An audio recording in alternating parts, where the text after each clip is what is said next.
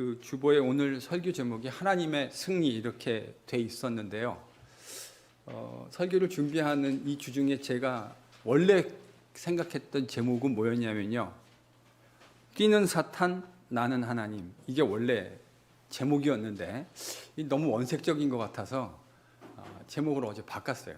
하나님의 승리. 근데 이제 사실은 내용은 뛰는 사탄, 나는 하나님 그러면 훨씬 더 오늘 본문의 그 메시지가 여러분의 마음속에 선명하게 이해되리라 생각합니다. 오늘 본문에는 예루살렘 교회가 당하고 있는 박해가 묘사되어 있습니다. 이 박해의 내용 속에는 우리가 쉽게 이해할 수 있는 내용도 들어있기는 하지만 꼼꼼히 행간에 기록되어 있는 내용들을 잘 묵상하고 찬찬히 들여다봐야 할 내용들도 적잖이 들어 있습니다. 오늘 함께 그 내용들을 묵상해 보고자 합니다. 우리는 지난주 스데반 집사가 어떻게 그의 마지막을 맞이하게 됐는가 하는 것을 묵상했습니다. 스데반이 순교당하는 그 마지막 장면에 바울 사도가 잠시 등장했었죠. 7장 58절을 보면 바울이 스데반의 순교 장면에서 옷을 맡아둔 것으로 그렇게 묘사되어 있습니다. 이 이야기를 보고 어떤 분들은 바울이 스데반 순교에서 적극적인 역할을 감당했던 것은 아니고 단순히 옷을 맡아두는 정도의 소극적인 역할을 담당한 것이구나라고 생각하실 분도 혹 계실 수 있을 것 같습니다. 근데요, 그 같은 생각은 좀 나이브한 생각이라고 생각할 수 있습니다. 우리는 바울이 지금 하고 있는 이 행위를 또 기독교에게 가해지고 있는 이 박해를 유대교와 기독교라고 하는 그 당시 1세기 중반에 존재했던 이 대립이라는 보다 더 큰 거시적인 관점에서 생각해 보아야 할 필요가 있습니다. 바울은 길리기아 다소 출신이었습니다. 그 당시 다소는 학문의 도시로 유명했어요. 근데 그가 이 당시 예루살렘에 위치한 한 회당에 출석하고 있었을 것이라고 생각이 됩니다. 바울은 지금 최근에 일어나고 있는 예루살렘에서 유행하는 이른바 기독교 운동에 대해서 매우 촉각을 곤두세우고 있었을 겁니다.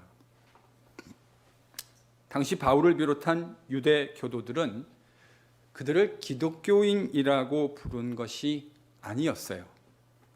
우리는 당연히 이들의 정체, 예수 믿는 사람들의 정체를 기독교인이라고 생각하기 쉬운데 그 당시 유대교인들이 이 기독교인을 부르는 이름은 나사렛 사람들 혹은 나사렛 도당들 이렇게 불렀습니다. 네주린, 영어로는 그렇게 말할 수 있을 텐데 나사렛 도당이라는 말은 예수를 따르는 자들을 저급하고 경멸적인 언어로 부르는 방식이었습니다. 이유는 분명히 다를 거예요. 근데 오늘날 조국 사회에서 기독교인들을 개독이라고 부르는 것과 어떤 면에서 흡사한 부분이 있다고 할 수 있을 것 같습니다. 분명히 이유는 달라요. 바울은 가말리엘의 문화생으로 이미 엘리트 코스를 밟고 있는 사람이었습니다. 엘리트 유대 교육을 받는 사람으로 지금 나사렛 도당들이 설파하고 있는 예수에 대한 예수를 중심으로 한 그 새로운 가치, 그것이 자기가 믿고 있는 유대교의 가치와 공존할 수 없다. 바울은 그렇게 확신을 가지고 있었습니다. 어떻게 알 수 있습니까? 1절을 보십시오. 1절에 보면 사울이 그가 죽임당함을 어떻게 생각했다고요? 마땅하게 여겼다. 사울이요. 지금 이 사울이란 이름이 나중에 바울이 되죠. 9장에 넘어가면 바울로 이름이 바뀌게 되는데 사울이란 말의 문자적 의미가 큰 자입니다. The Great One이라는 말이고요.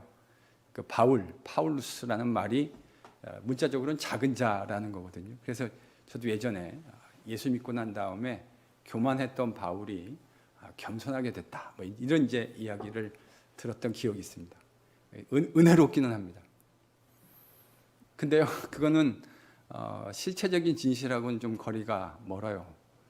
사실은요, 사울이란 이름과 바울이란 이름, 바울은 두 개의 이름을 다 가지고 있었던 겁니다.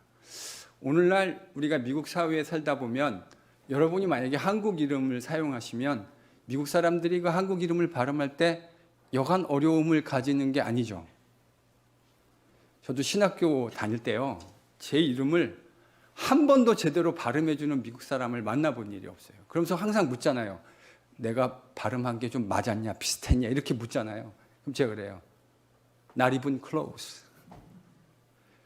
가깝지도 않아요. 그러니까 제 이름 강택인데 이렇게 말해준 사람 한 명도 없어요. 뭐 정말 이상하게 발음하죠. 그럴 때 이제 우리가 나도 미국에서 사니까 미국 이름 하나 정도 가져야 되겠다라고 생각하는 것처럼 바울이 살던 시대에는 유대 사회에서 유대식 이름으로 사울이라는 이름을 가지고 있었지만 그가 그레코로만 헬라 세계에 살고 있었기 때문에 파울루스라고 하는 유대식이 아닌 헬라식 이름도 가지고 있었던 겁니다. 사울이라 불렸던 바울, 그는 스데반이 죽임당함을 마땅하다 생각했습니다. 여러분, 이 말 속에, 이 짧은 한 문장 속에는 여러분이 상상하실 수 있는 것보다 훨씬 더 많은 정보와 논의가 담겨져 있습니다. 제가 생각해 봤어요. 설교를 준비하면서 왜 바울이 스데반에 죽임당하는 것을 당연하다고 생각했을까라고 하는 이 질문에 아주 짧은 답도 가능하지만 이 질문을 충분히 다루려면, 이 질문에 대한 대답을 충분히 다루려면 신학교에서 제가 만약에 강의를 한다면 몇 시간 정도가 필요할까라고 이렇게 강의 계획표를 한번 세워봤거든요. 이 질문에 대한 대답을. 그랬더니 3시간짜리 강의 한 서너 번 정도를 해야 이 질문에 대한 제대로 된 대답을 할 수 있겠다 하는 생각이 들더라고요.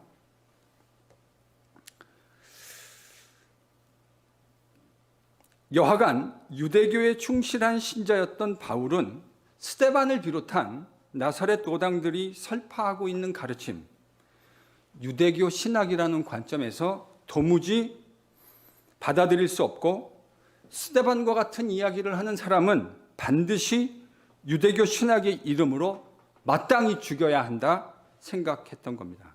이건 바울만의 생각이 아니었어요. 바울과 같은 유대교 신학을 가지고 있는 사람이라면 유대교 주류의 생각이었고 바울은 그 일에 있어서 가장 앞장서는 역할을 감당했던 겁니다. 바울은 유대교와 기독교의 대립이라고 하는 이 속에서 기독교회를 조직적으로 고의적으로 박해하는 대열의 선두주자에 서 있었던 겁니다.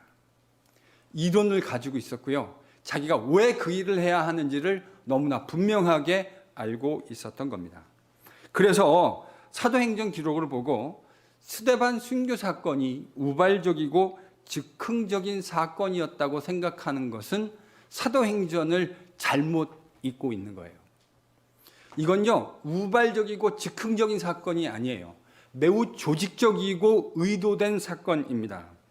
누가의 기록을 잘 묵상해 보면 스데반의 순교를 시작해서 이제 긴 세월 동안 기독교인들에게 이어질 연속적인 조직적인 박해, 사실은 스데반 사건이 그 사건의 시작이었어요. 여러분, 그 이야기를 1절은 이렇게 합니다. 1절을 한번 다시 한번 읽어볼까요? 1절, 본문 1절 같이 읽습니다. 시작. 사울은 그가 죽임당함을 마땅히 여기더라. 그날에 예루살렘에 있는 교회에 큰 박해가 있어 사도 외에는 다 유대와 사마리아 모든 땅으로 흩어지니라.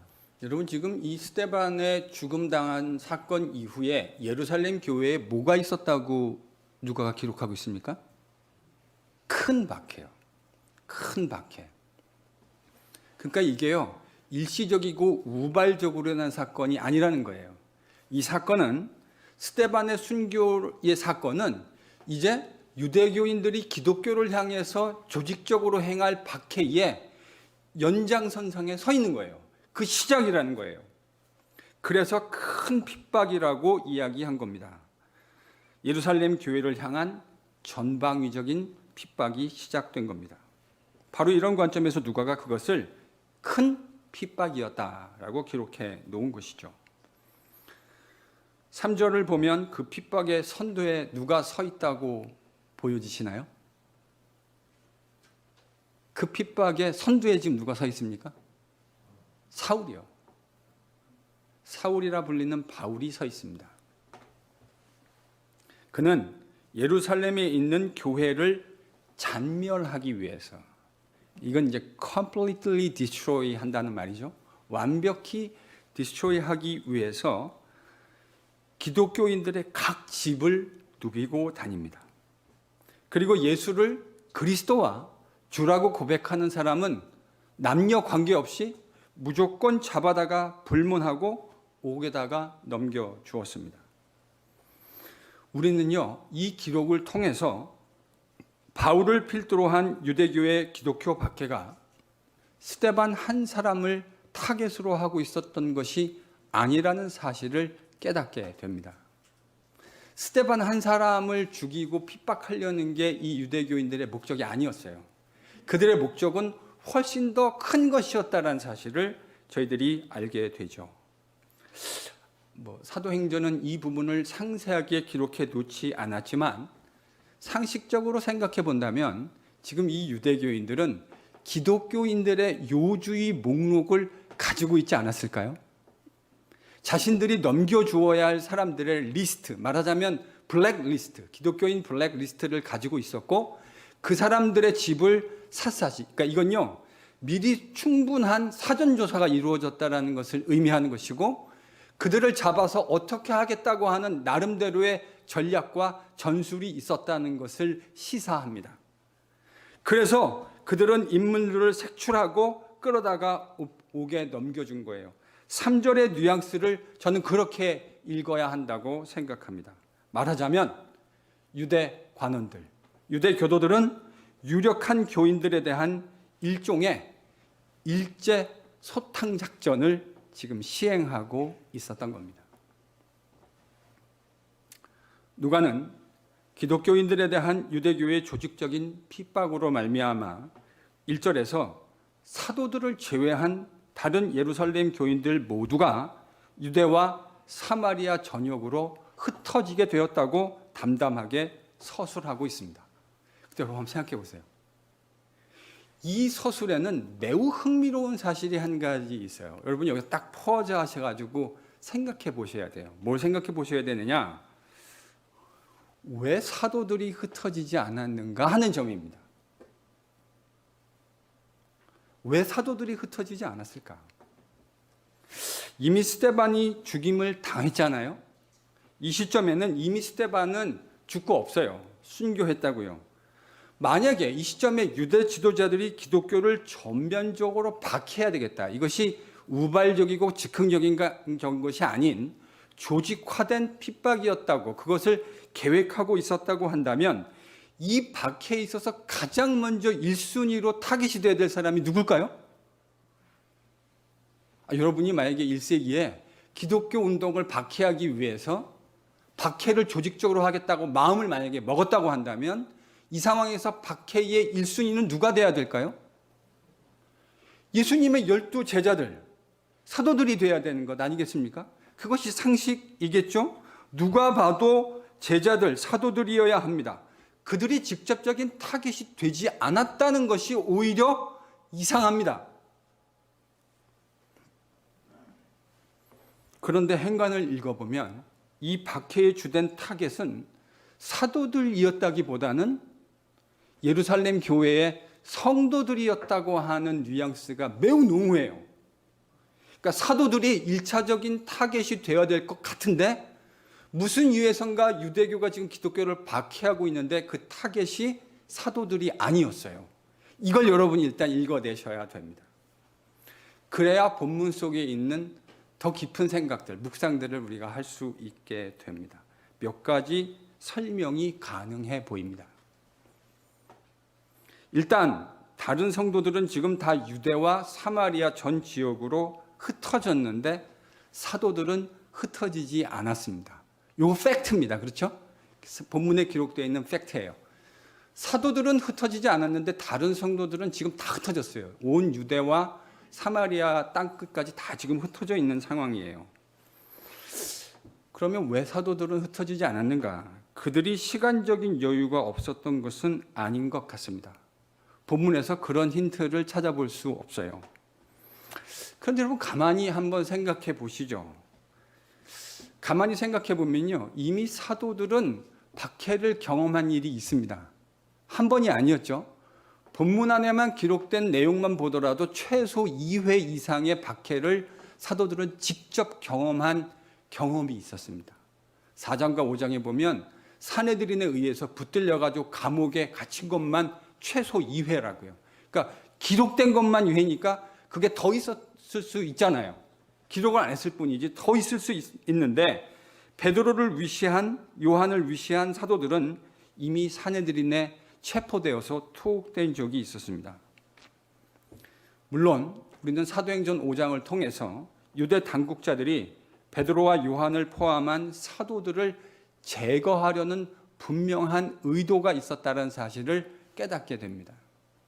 유대 당국자들은 사도들과 베드로를 비롯한 사도들을 죽이려는 분명한 의도가 있었어요. 근데 실패했죠.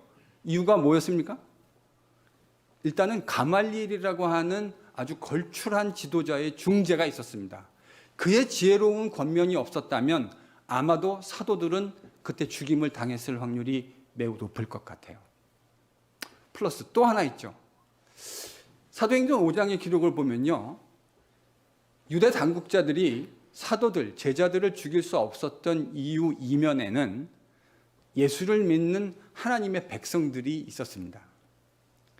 이때만 하더라도 예수님 승천하시고 부활 승천 후에 얼마가 지났는지 정확하게 말하기는 어렵습니다. 왜냐하면 그것을 가늠해 볼 수 있는 구체적인 데이터를 우리에게 사도행전이 주고 있지 않기 때문이죠. 그러나 그럼에도 불구하고 사도행전에 나타나 있는 성도들에 대해서 누가가 대략적으로 이해해 준 것만 하고 따지고 보면 지금 예루살렘에요, 적어도 10,000명 이상의 예수를 믿는 사람들이 존재했다고요. 여러분, 예루살렘은 큰 도시가 아니에요. 예루살렘 가보시면 아시겠지만요, 예루살렘에 거주할 수 있는 사람들의 숫자, 거기다가 한국 사람들처럼 엄청난 고층 아파트를 짓지 않는 이상 예루살렘에 현실적으로 거주할 수 있는 사람의 숫자는 적게 잡으면 25,000명에서 많게 잡아야 5만 명 정도, 6만 명 정도입니다. 이게 예루살렘에 상주할 수 있는 사람들의 숫자라고요. 그런데 기독교인 숫자가 지금 몇 명이 되었다고요? 적어도 10,000명이 넘었다고 생각해야 된다고요. 유대 지도자들은 베드로를 위시한 사도들을 죽이려는 생각을 가지고 있었습니다. 그러나 할 수 없었어요. 왜냐하면 사도들에게 위해를 가했을 때 그 사람들이 폭도가 되어서 자신들을 돌로 칠까 두려워했기 때문입니다. 그러니까 이것이 우리가 사도행전 행간에서 발견하는 사도들이 1차적 타겟이 되지 않은 이유일 겁니다. 그들은 죽이려고 하는 의도를 가지고 있었지만 그렇게 할 수 없었어요. 그렇게 시도를 했지만 이미 그 시도가 실패로 돌아간 적이 있었습니다. 자, 그렇다면 유대 당국자들이 지금 기독교를 박해할 조직적인 계획을 세운 거잖아요. 그렇다면 타깃이 지금 변화되었죠. 사도들이 타깃이 아니라 제자들, 그러니까 나머지 일반 성도들이 타깃이 되었는데 왜 일반 성도들을 타깃으로 삼았을까? 여기서 우리는 두 가지를 생각해 봐야 합니다. 이들의 목적이 무엇이었는가를 생각해 봐야 되겠죠. 그들은 기독교 운동을 멈추고 싶었어요. 이게 그들의 목적이었고요. 또 하나 생각해야 되는 건 싸움의 심리학입니다. 싸움의 심리학. 여러분, 싸움이라고 하는 것, 지금 유대교는 말하자면 일종의 기독교를 대상으로 해서 공식적인 싸움을 걸어오고 있는 중입니다. 그게 박해라는 말의 의미예요. 유대교가 기독교를 대상으로 싸움을 걸어오고 있었습니다. 여러분, 싸움의 101, 저희 교회 성도들은 별로 싸워보지 않으셨기 때문에 잘 모르실 것 같은데, 싸울 때 상대방의 약점을 공격해야 하는 건 이건 상식입니다. 이 복싱 같은 권투를 보면요, 두 선수가 다 프로페셔널한 선수들이잖아요. 그러니까 경기의 그 우위를 가린다는 것이 참 쉽지 않아요. 거의 전문적인 선수들이기 때문에. 그런데 이 싸움에서 중요한 건 뭐냐면, 잘 탐색전을 하다가 상대방이 가지고 있는 약점을 파악하는 겁니다. 그게 일단 파악되면 경기는 끝난 거예요, 사실은요. 전문적인 선수들은 그것을 예리한 눈으로 보고 있다가 상대방의 약점을 파악하게 되죠. 그러면 그다음부터는 그 지점만 지속적으로 반복적으로 공격하게 됩니다. 그러면 그렇게 우열을 가리기 힘들었던 경기가 순식간에 무게추가 기울게 됩니다. 상대방의 강점을 공격 포인트로 삼는 것은 어리석은 일입니다. 이미 사내들이는 사도들을 공격 포인트로 삼은 일이 있잖아요. 지금 이들이요, 새로운 생각을 하고 있는 게 아니에요. 그들은 처음부터 기독교 운동을 completely destroy 하고 싶은 마음이 있었다고요. 완전히 잔멸시키고 싶은 마음이 있어서 처음에 누구를 공격했죠? 사도들을요. 근데 잘 먹혀 들어갔습니까? 아니요. 잘 안 먹혀 들어갔어요. 여러 이유가 있었는데 잘 안 먹혀 들어갔습니다. 사도들에게 폭력도 행사해 보았습니다. 근데 사도들이 어떻게 반응했습니까?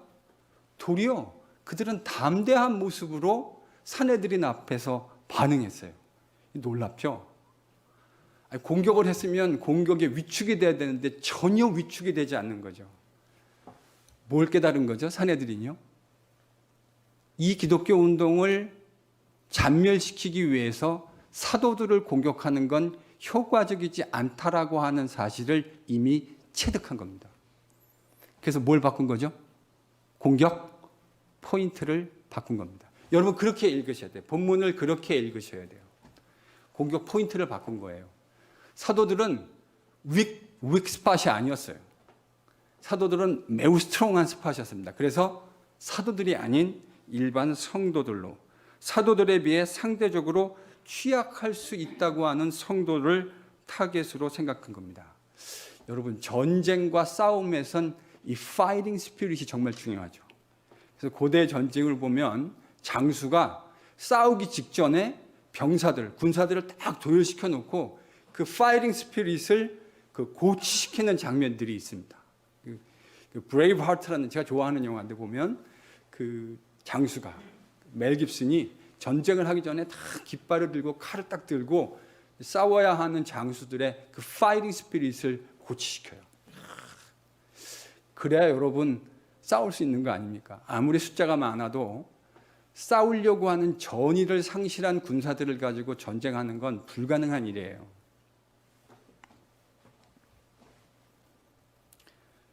일단 유대교인들이 생각했던 이거예요. 성도들, 윅스팟 성도들을 공략하고 그들이 겁에 질리기 시작하면 기독교 운동은 걷잡을 수 없이 무너지게 될 것이라고 생각한 겁니다.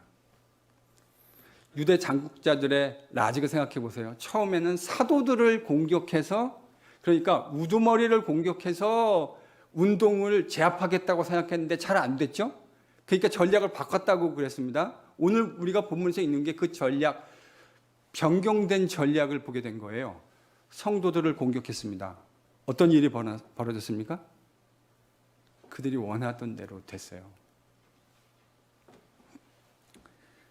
그들의 생각은 이겁니다. 추종자들이 없는 지도자를 만들어 버리겠다. 추종자들을 다 쫓아버리면 지도자들만 남게 되니까 그 운동이 의미 없어지지 않겠는가라고 생각한 겁니다. 참 전략적이죠. 그렇게 되면 기독교 운동은 쉽게 좌절되리라 판단했던 겁니다. 여러분 어떻습니까? 저는 이 부분을 묵상하면 소름이 돋아요. 이게 우발적이고 즉흥적인 핍박이 아니라니까요. 이 핍박은 아주 sophisticated, 아주 이미 premeditated, 계획되어진 핍박이었어요. 타겟은 분명합니다. 기독교 운동을 효과적으로 잔멸시키고 좌절시키고 좌초시키려고 하는 것이었죠. 그래서 이 생각을 하면 소름이 돋습니다. 인간의 죄악이라는 게 이런 거구나 하는 생각을 하게 돼요. 선한 일에는 전혀 열심을 내지 않던 사람들이 이 악한 일에 이토록 용의 주도하게 일들을 계획할 수 있구나 하는 생각을 해보게 됩니다. 그들의 계획은 일면 성공한 듯 보였습니다. 이제 예루살렘에는 누구만 남아있죠? 사도들만 남아있어요. 10,000명이 넘었던 예루살렘 교회 성도들은 이 핍박 때문에 다 흩어지게 되었다고요. 자, 그러니까 유대 당국자들이 원했던 대로 됐네요. 유대 당국자들이 원했던 게 바로 그거였거든요. 지도자, 추종자들이 없는 지도자를 만들겠다. 그대로 됐습니다. 예루살렘에는 사도들만 남았고 나머지 그 사도들과 옥에 갇힌 성도들만 남았고 나머지는 다 도망가게 되었습니다. 유대 당국자들 그리고 그 뒤에 있었던 악한 영의 세력이 승리한 것처럼 보입니다. 원하는 대로 됐잖아요. 그런데요, 놀라운 반전이 여기서 일어납니다. 여러분 4절부터 8절을 같이 읽어보겠습니다. 4절부터 8절 무슨 반전이 있는가? 같이 읽습니다. 시작. 그 흩어진 사람들이 두루 다니며 복음의 말씀을 전할세 빌립이 사마리아 성에 내려가 그리스도를 백성에게 전파하니 우리가 빌립의 말도 듣고 행하는 표적도 보고 한 마음으로 그가 하는 말을 따르더라. 많은 사람에게 붙었던 더러운 귀신들이 크게 소리를 지르며 나가고 또 많은 중풍병자와 못 걷는 사람이 나으니 그 성에 큰 기쁨이 있더라. 여러분 지금 보면요, 외형적으로는 유대 당국자들이 원하던 모습대로 된 것 같아요.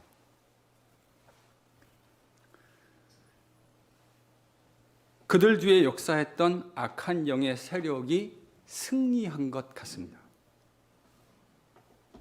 예루살렘의 그 많던 성도들은 다 사라지고 사도들만 남았기 때문입니다.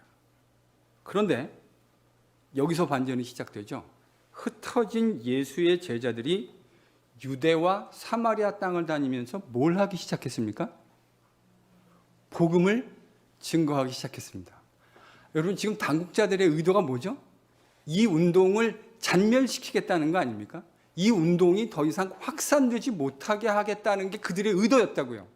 그래서 그들을 흩어버리면 그 일이 성공적으로 수행될 수 있을 것이라고 생각했는데, 그래서 그들을 흩어버리는데 성공한 것도 사실인데, 그 흩어버린 사람들이 지금 뭘 하고 있다고요? 그 운동의 핵심 아이디어를 새롭게 그들이 가는 곳에서 수행하고 있다고요. 그러니 여러분 이게 반전이 아니고 뭐겠습니까? 이거 흩어버리면 끝날 거라고, 게임 셋 될 거라고 생각했는데 흩어버린 그들이 잔불이 되어서 가는 곳마다 새로운 불꽃들을 만들어내는 일에 사용되고 있다는 것. 여러분 이게 바로 반전이에요. 이 생각은 유대 당국자들이 생각하지 못한 일이었음에 틀림없습니다.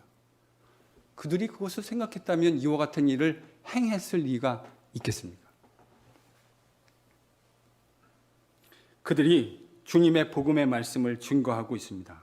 7 집사 중 한 사람이었던 빌립은 사마리아에 다니면서, 이제 이 스토리의 중심이 빌립으로 연결이 되게 되는데, 빌립은 사마리아라는 곳에 가서 복음을 증거하기 시작합니다. 이것도 사실 놀랍죠. 왜요? 유대인들은 사마리아라는 곳에 가는 것을 극도로 꺼려했습니다. 기독교인이 되었는데도 그들은 사마리아에 가서 복음 전하는 거라고는 아마도 그게 라스트 플레이스였을 거예요. 복음을 전할 때 다 전하고 시간이 남으면 마지막으로 하려고 생각했던 곳이 아마도 사마리아 아니었을까요?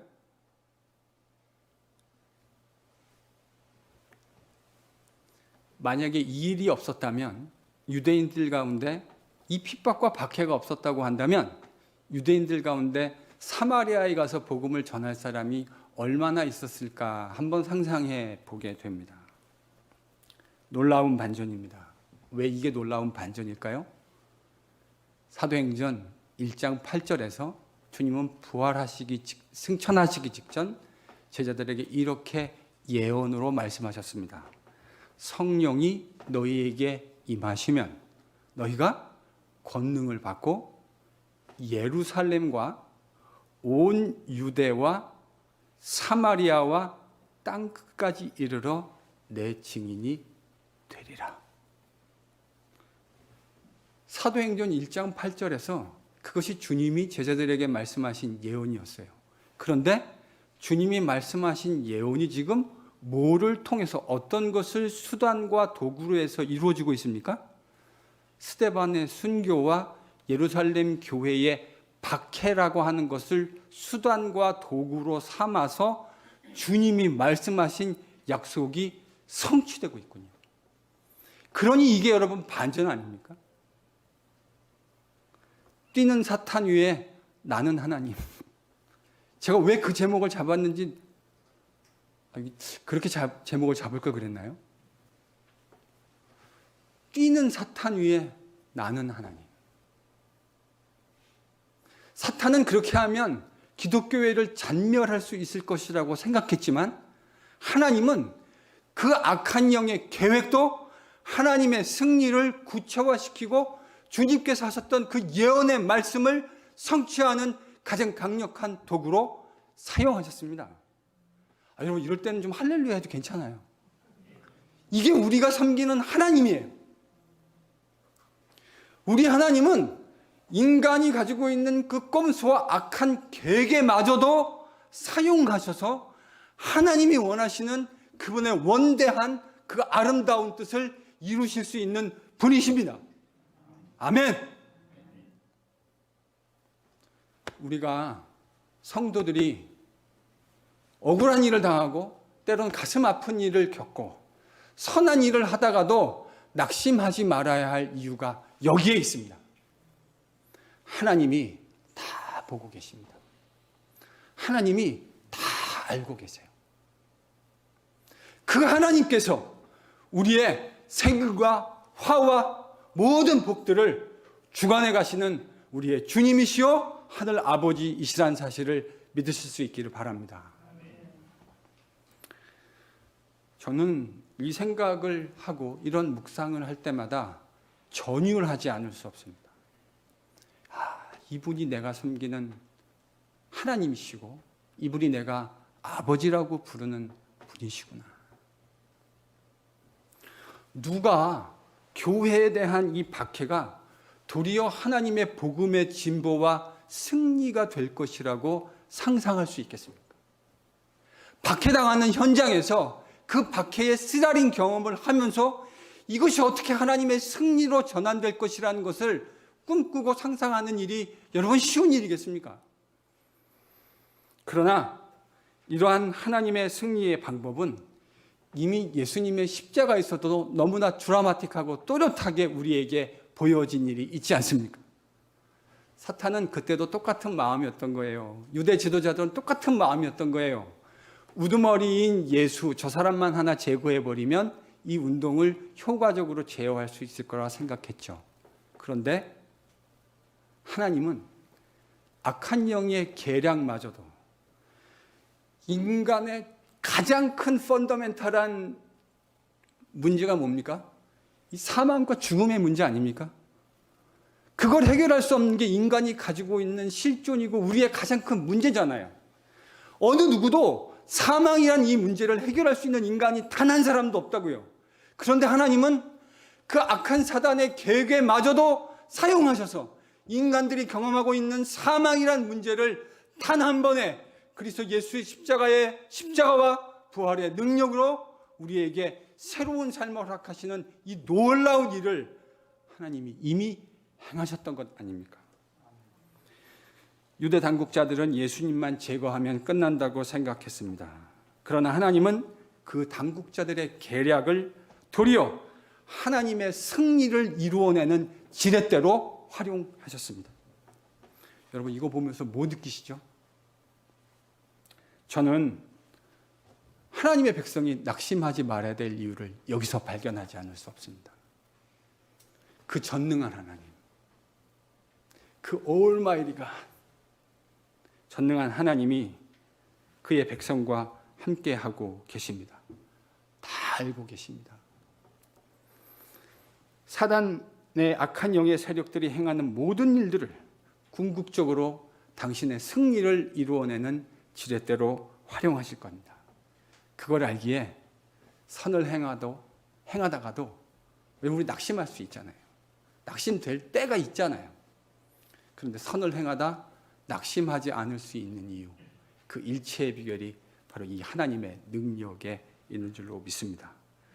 오늘 설교를 본회퍼 목사님에 대한 이야기로 마치고자 해요. 제가 어젯밤에 저희 교회 성도들 단톡방에다가 낯선 찬송가 하나를 보내드렸죠. 좀 들어보셨나요?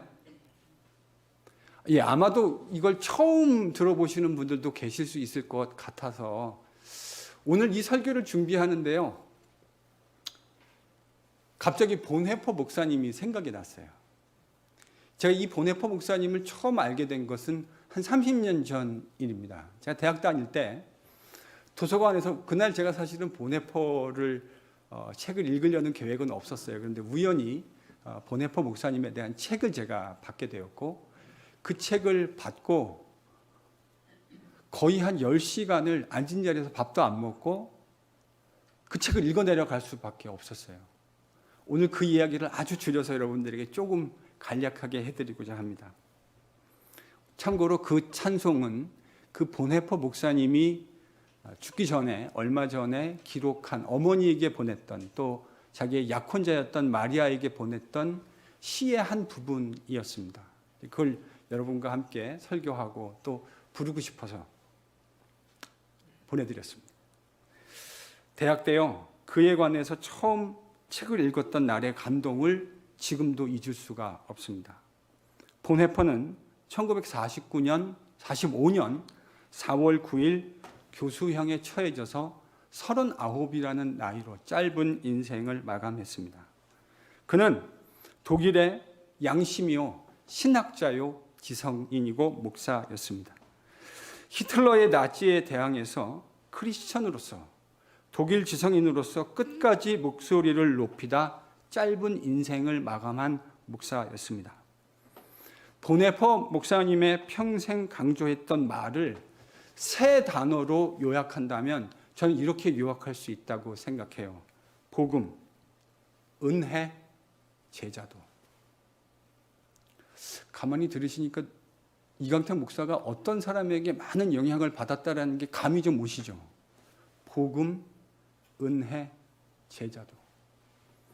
본회퍼가 했던 수많은 강연과 저술들, 그의 설교들을 요약하면 세 단어로 요약할 수 있어요. 복음, 은혜, 제자도. 그는 특별히 그가 살았던 독일 교회가 값싼 은혜에 빠져 있다고 탄식했습니다. 제자도가 상실되어진 값싼 은혜야말로 기독교회의 철천지 원수이며 오늘날 그런 의미에서 교회가 해야 하는 일, 하나님이 허락하시는 값비싼 은총을 추구하는 일이라고 그는 설교 때마다 이야기했습니다. 그가 활동하던 시기는 나치 독일이었습니다.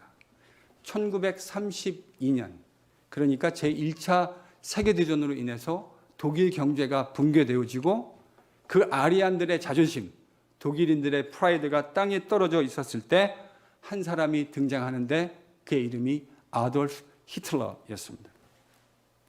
당시 심지어 대다수의 독일 교회 목사들도 히틀러를 하나님이 보낸 구세주라고 공공연하게 이야기하곤 했습니다. 그가요, 기독교에 대해서 상당히 유화적인 웰커밍 제스처를 취했거든요. 여러분 조심하셔야 돼요. 성경책 들고 퍼포먼스 한다고 속지 마세요. 그 사람의 진심에 뭐가 있는지를 봐야 돼요, 사실은요. 정치인들이요, 표 얻기 위해서 퍼포먼스 잘하거든요. 그런 거에 속아 넘어가면 안 돼요. 히틀러가 그랬다니까요. 히틀러를 바라보는 당시 독일 기독교인들의 반응, 또 독일 목사들의 반응이 뭐냐면 하나님이 보내주신 아리안들을 위한 메시아가 여기 있다라고 생각했다고요. 그게 히틀러를 바라보는 독일 교회의 관점이었어요. 여러분, 이건 전율을 하셔야 되는 내용이에요. 그렇지만 본헤퍼는 하나님의 이름을 빌리는 가짜 종교인, 사기꾼을 즉각적으로 알아차렸습니다. 그는 히틀러 나치 정부 안에 있는 하나님의 이름을 빌리고 도용했지만 그리스도인들을 선동하기 위한 목적이었음을 즉각적으로 알아차렸어요. 그래서 그는 나치 정부를, 많은 사람들이 나치 정부를 찬양하고 있는 그 시점에 나치 정부를 강하게 비판했습니다. 그리고 교회와 복음의 순수성을 회복하기 위해서 이른바 고백교회 운동을 시작합니다. 그 고백교회 운동의 핵심 아이디어는 이거예요.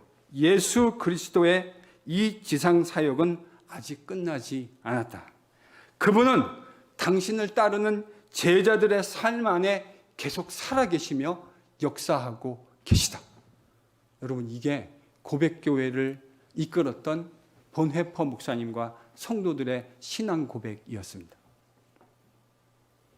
그리스도를 삶 속에서 따르는 자들의 진실한 고백. 이 와중에 1935년 9월 독일에서는 뉘른베르크 인종법이라고 하는 법령이 통과됩니다. 들어보셨죠? 뉘른베르크 법령이 뭡니까? 공공장소에서, 독일의 공공장소, 수영장, 극장, 식당, 대학, 도서관, 이런 곳에서 유태인들을, 주이시들을 출입 금지시키는 법령이었습니다. 이런데도 독일 교회 목사들과 성도들은 히틀러를 찬양했어요. 그런데 본헤퍼는 그 상황에서 바로 그와 같은 법령이 히틀러와 나치 정권이 무엇을 추구하고 있는지를 정확하게 보여준다고 이야기하고 즉각적으로 반기를 들기 시작했습니다.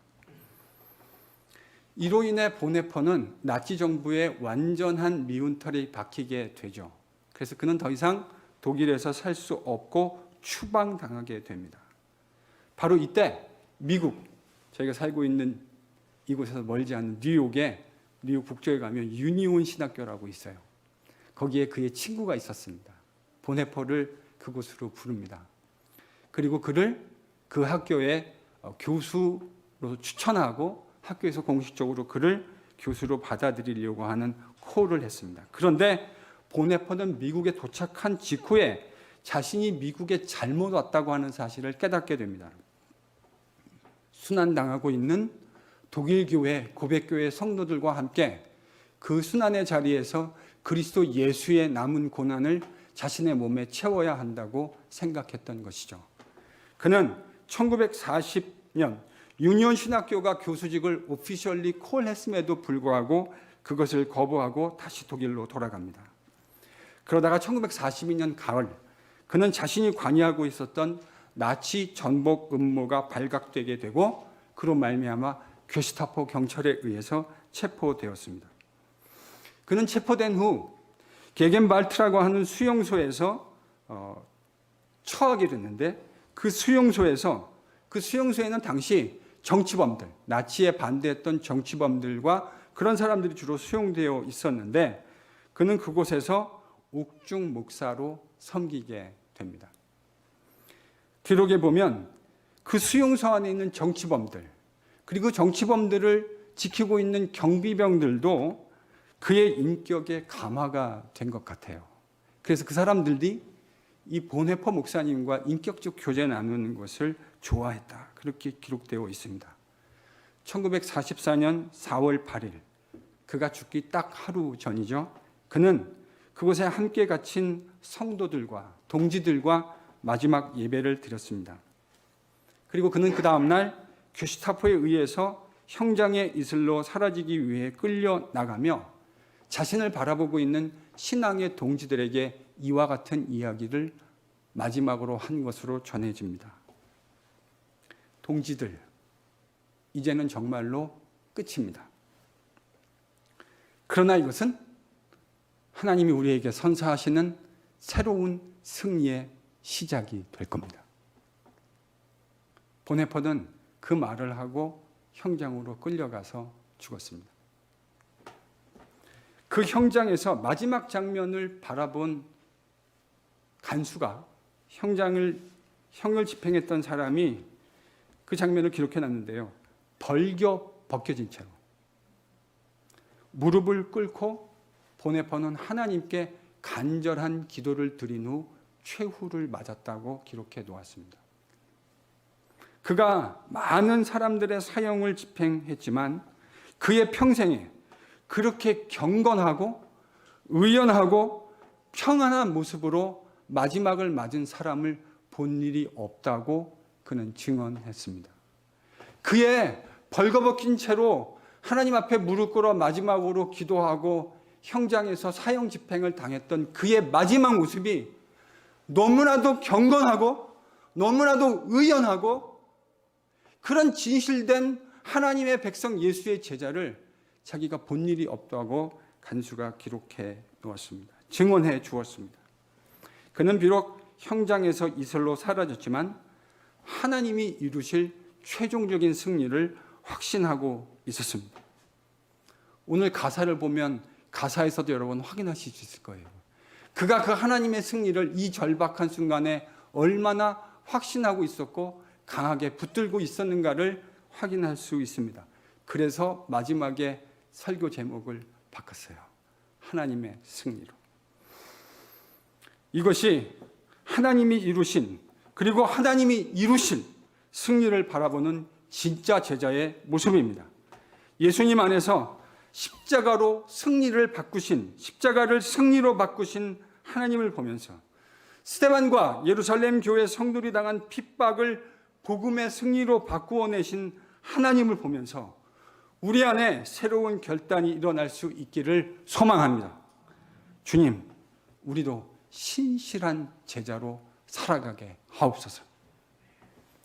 우리 안에 치열한 제자의 삶이 먼저 회복되게 하옵소서.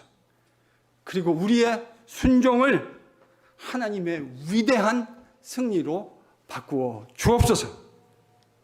이 새로운 결단이 만들어지는 NGPC의 귀하고 복된 예배 시간이 될 수 있기를 예수님의 이름으로 축원합니다.